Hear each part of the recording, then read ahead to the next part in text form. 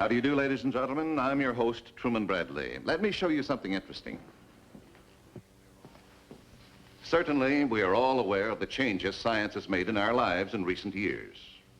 But most of the astonishing changes are the ones you and I never see. Here is one of the oldest power sources, a steam boiler. This huge boiler generates all of 5 horsepower. Clumsy, inefficient, and space-consuming. Here is how science has reduced the size of our power source. This is an electric motor.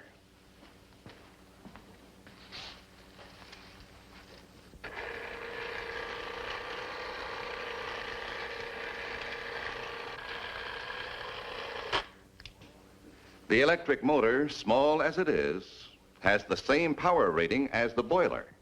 They are both 5 horsepower.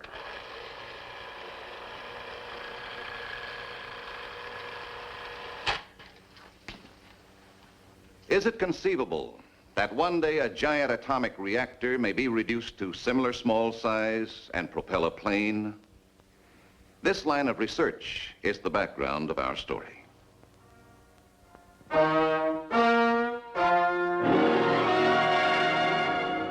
A new plane has been designed and built by Project Icarus, the XB-205. This was the first plane to carry a nuclear reactor. It was silent, yet with the ability to stay in the air indefinitely. Weeks, months, even years if need be. But the XB-205 was experimental, and it had a structural defect, something that didn't work the way it should. The plane disappeared without a trace somewhere in the Pacific. The last radio call was at 7:10 a.m. By 10 a.m., a full search of the area was underway.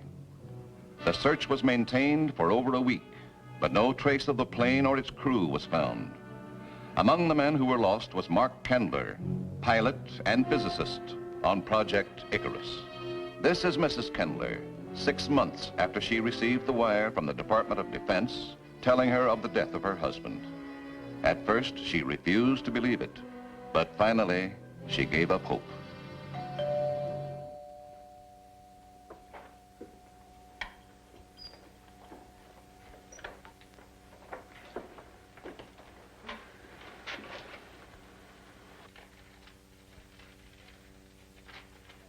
Just a minute. Thank you.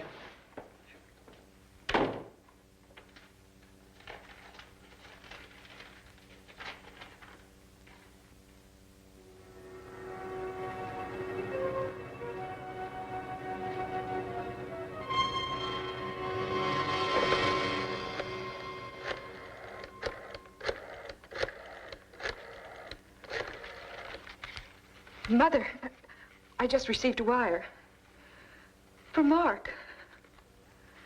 He's alive. Well, he's in Washington. The Bureau of Scientific Security needs him there for questioning. But he's alive, Mother. He's alive. Well, the wire says that I'm to leave for Washington on the first plane.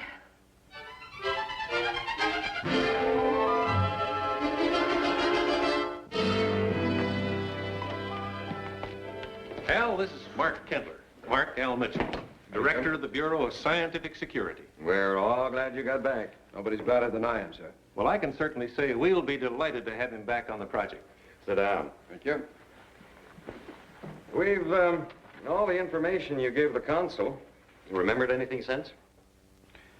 I wish I could help you, gentlemen, but I passed out when that ship picked me up, and I can't remember another thing till I woke up in the hospital at Singapore. About the time the consul visited you. That's right. Up till that time, my mind's a blank. It's not hard to understand. You were under sedation. Yes, but why? The injuries were healed, surgery was completed. We don't know why. We don't even know who did the surgery. Could they? I mean, is it possible for them to do to me what they did on a ship? I don't know.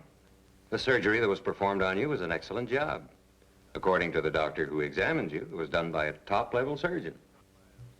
Could you have been picked up by a foreign hospital ship? I didn't recognize it. It doesn't make sense.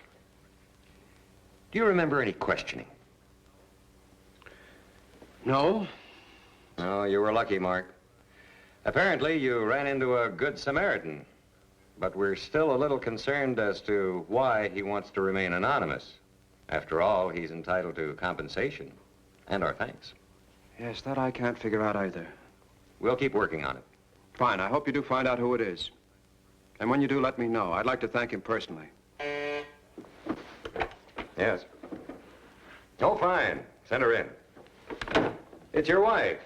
Use my office. Dr. Woodward and I have other matters to discuss. Thank you.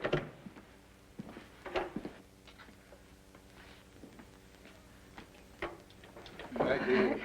Oh, it's so long. I've just given up all hope. It's all right, darling. It's all right. I'm back now. That's all we need to think about.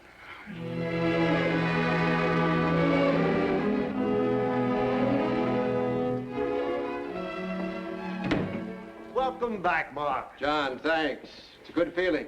I've got a progress report. Thank You you. have a lot to catch up on. Yes, I know. You've started work on another plane. Yes, the XB-206. We have the same blasted problem, Mark, shielding. We haven't been able to whip it. Mark, you old fake. Sam. Taking yourself a 6-month vacation, Good to boy. see you. Pat? You look fine, Mark. Thank you. Medics gave me a clear bill of health, except for one bad ear. Well, we're all set to brief you on the last 6 months' work. Where do you want to start? Well, I think I'd better start with you, Sam. I need to catch up on the math. You've got no business starting with me if you've been having headaches. With my kind of math, you'll get a dilly. Maybe, but with my idea for the shielding, I'm going to need plenty of math. What is it, Mark? What is it? Oh, create a lens. Some kind of surface that will force the shielding to deflect the rays to a focal point toward the tail of the plane. Instead of using lead to absorb the radiation, we use a reflecting surface. Right. Good idea. Maybe substance 249. You've worked with that, Pat. We might get radiation to lock with vibration. 249. Yes. Yes, it might work. Right. And with any luck at all, it might be a lot lighter than the lead shielding we've been using. I'll start running the metallurgical tests right away. Fine. If it works, this was worthwhile. I didn't get the idea till after the injury. Maybe we all should have head fractures. Rearrange the brains more profitably. It's midnight. You've been working long enough. I like to work. Look at you. Your eyes are all bloodshot. Hey, come here, you. Oh, What do you want me to do, get fired from the project? yes? You're going to fly again. I've had my bad luck. I'm back now. The odds are with me. Oh, I don't care. It was too close. Peg, honey, please. This project is my own particular baby. They looked over thousands of men. They chose me as their boy. Oh, I'm sorry. I know how important it is to you. But it's not fair. I'd like a few hours a day to get used to having a husband again. You mean you're not used to it yet? No. And it may take months.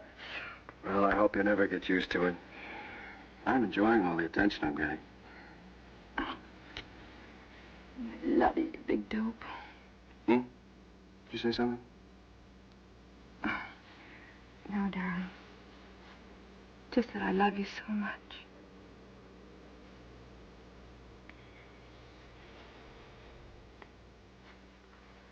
They had me fly out here, Jim. That's how bad it is. The word we have from overseas is that their project is just as far along as ours. But that doesn't mean there's a leak here. They have Kendler's idea of shielding, the focusing reflector. They're working on it. Where's the leak? You've got me. Every one of the men here has been checked and rechecked and under surveillance regularly. They have Mark's idea? Why, it hasn't been 3 weeks since he proposed it. That's just what removes him from suspicion. Why, if he'd turned traitor for some reason or another... Oh, not Mark. I know him too well. If he had turned traitor, why not give it to them first? Why give it to us and then to the other side? That's right. That should eliminate Mark. Yes, except we don't eliminate anybody, Jim. Not even you. Not a square foot of the plant was missed. Highly sensitive electronic instruments searched everywhere, but nothing was found.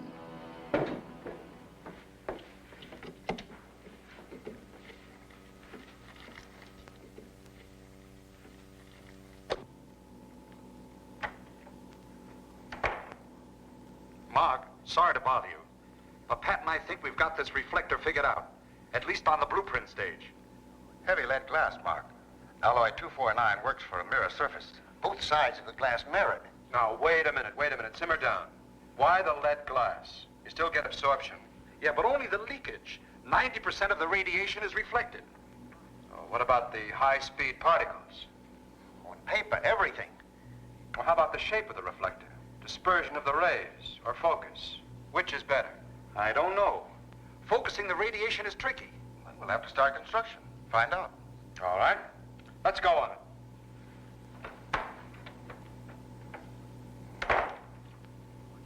Let's see, the reflector. 2 mirrors, one on each side, focusing to the center of the reactor. No radiation can leave. It all returns to the actual nuclear reaction. It might double or triple the efficiency. That's it. Focusing reflectors on all 4 sides, turning the radiation right back into the reactor. Fantastic. Unbelievable. Where'd you get that tape? We intercepted a courier about to cross the English Channel. But how in heaven's name did they get it? Recorded like that. We need a conference with the 4 voices on this tape. Kendler, Johnson, Gilman, and Bergstrom. It's got to work. I'll get Sam to check the math. But we should get the highest efficiency reactor ever constructed. And that tape was taken from a courier? That's right. It means the recording instrument was operated right in this very room. That's impossible. You've been over this room, the whole building, a dozen times. How do you account for the tape, Mark? I don't know. Someone obviously must have planted the instrument here and then removed it later. And how would that be done? This whole floor is restricted with guards at every possible entrance to the floor. How about the guards? Guards are out. There are 2 at each entrance, and we keep changing the combinations of men. Then that narrows it down to the 4 of us on the project. I'm afraid so. Well, what are you going to do? The only thing I can do, suspend all 4 of you. You're to stay home, under guard. Under guard? Well, you know all of us. You can trust us. I can't trust anyone now.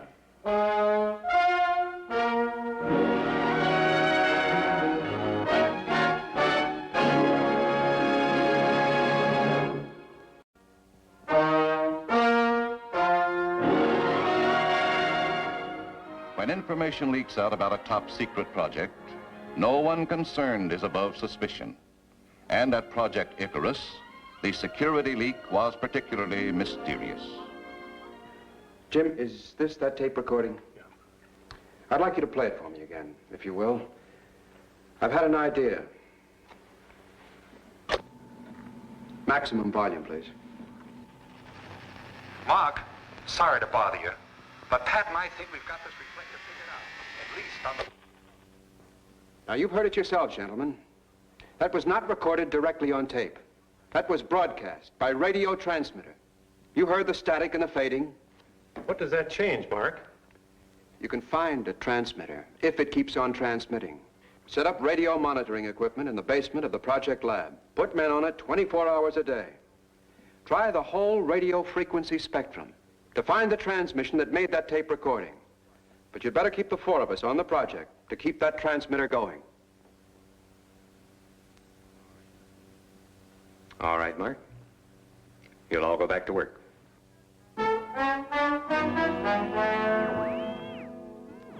Well, that's it. What about that new equipment we brought? Oh, there's still this one, Mr. Mitchell. It's a very high-frequency receiver. Covers the highest frequency of the spectrum. Not used for any purpose. Too hard to handle. Plug it in.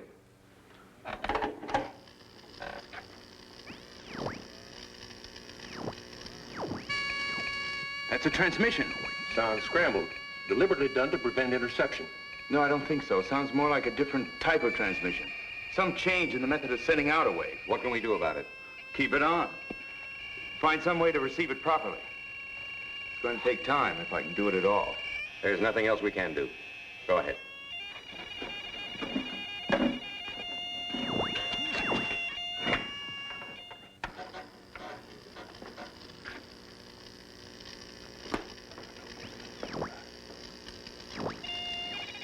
Wake up, darling. It's 7:30. We've got it. We've got it coming in. It was ultra-high frequency, all right. Not AM or FM. It's a type of pulse modulation. Works by interrupting the broadcast wave. Come on, sleepyhead, get up. Breakfast's ready. Time to get up already. Mark and Peggy from their house. But how? I don't know how or why, but that's a transmitter. And Mark Kendler's operating it. Now hurry up. You have 10 minutes for your shower.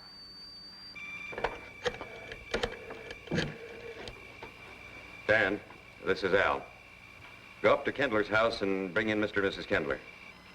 Johnny's outside the house. He'll work with you. Right away. And Dan, don't talk to them any more than you have to. Listen, at least tell me what's going on here.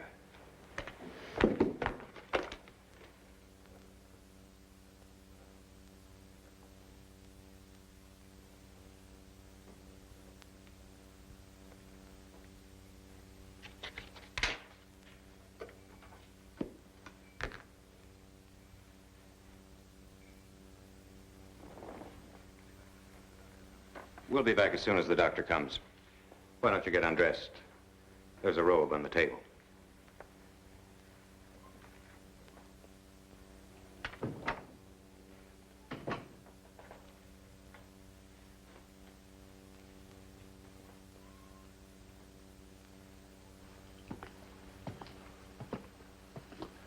What did you write in the note? I told him everything we know, that he's got a transmitter on him and that we're not talking in front of him. Well, what if he tips anyone off? We'll have it on the tape recorder downstairs. We're taping everything that comes over the air now. Oh, Dr. Lewis, we'll want you to give Kendler a complete physical checkup. Of course. But what am I to look for? Fantastic as it may sound, we think he's a living radio transmitter. We've searched all his clothing. Found nothing. A transmitter? But how? We don't know. We hope you can find that out. Then where could it be? We may be all wrong, but I want you to go over him with a fluoroscope and X-ray. And say nothing to him about his condition or what you're doing. Every word you speak will be broadcast, and we don't want anyone listening to know what we're doing. All right.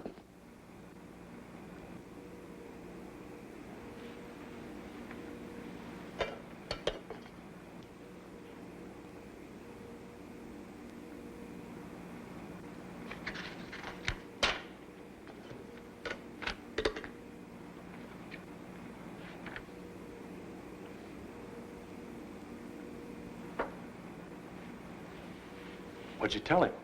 What we're hunting for.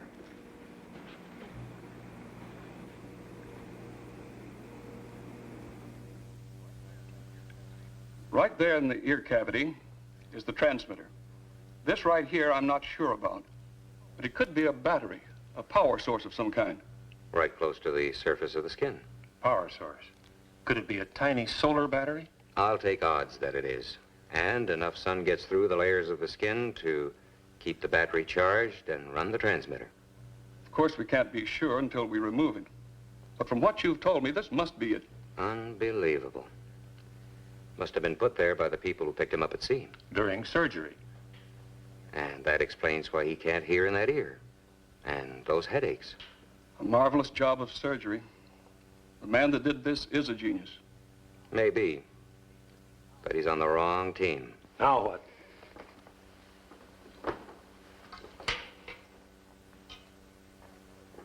Does he have one of these in his office? Yes. There's a communicator typewriter in every office. We all use them. All right, you type what I dictate. Mark, this is the only way we will be able to talk to you.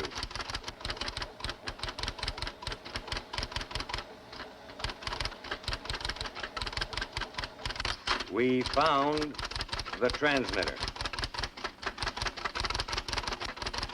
During the surgery that was done on you, it was placed in the ear cavity.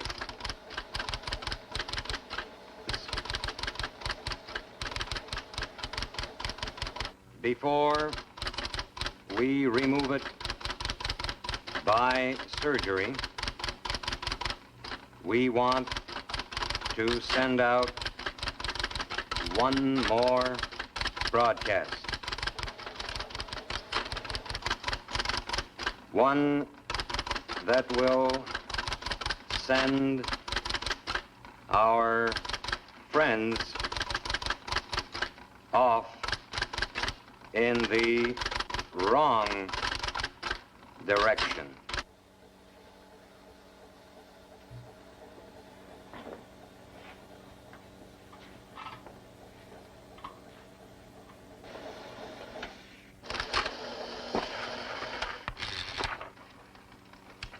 Fine. I'll help you write the script for the broadcast. I've got an idea that'll blow up their whole project.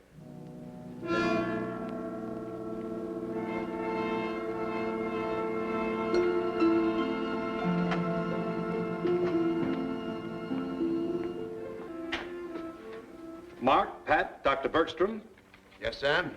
I think we've got the reflector whipped. We're going over the report on alloy 245. Listen, if my math is right, reflecting all the high-speed particles back into the pile will intensify the reaction, that's all. Then we'll need heavier dampening rods, better controls. If you're right, Sam, we'll save on fuel. It'll be self-energizing. I know I'm right. There's absolutely no danger. Just increase the safety margin by 25%. All right. I'll notify Woodward to have construction altered.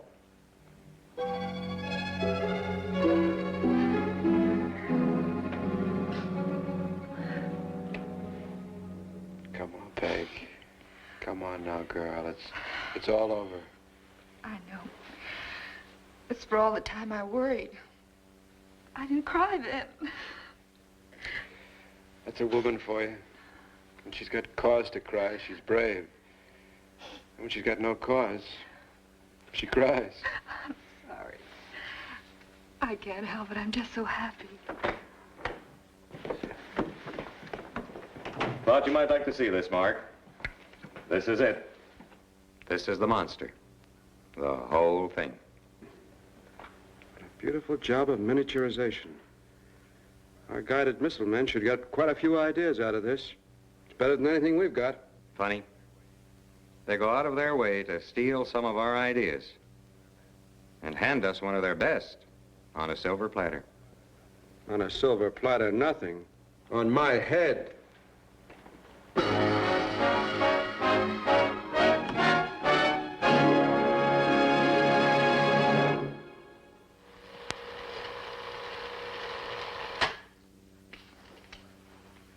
Before our story began, we talked about making engines smaller and more efficient, and how that related to the atomic-powered plane of the future. But this tiny transmitter is miniaturization to the nth degree, all of which proves that the future isn't as far away as we consider it to be. Actually, it's tomorrow. I'll be back with you in just a moment. I hope you enjoyed our story. We'll be back with you a week from today with another exciting adventure from the world of fiction and science. Until then, this is your host, Truman Bradley, saying, see you next week.